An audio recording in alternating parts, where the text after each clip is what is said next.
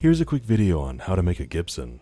The drink is essentially a dry martini with two distinguishing characteristics. The first is its most iconic, which is being garnished with an onion. The second is that you exclude the bitters. The drink is a pre-Prohibition drink, so it was made at a time when not using bitters would have been noticed. But after Prohibition, when bitters, particularly orange bitters, were scarce and wouldn't be appearing much in martinis anyway, the drink adopted the onion as its signature garnish. Most classic Gibson recipes call for the drink to be made 1:1 gin to vermouth, but we're going to make it using Tom Bullock's 1917 recipe, which is a 3:2 ratio. We'll start by chilling the glass. Next, measure 1.5 ounces or 45 ml of gin, add that to the mixing glass.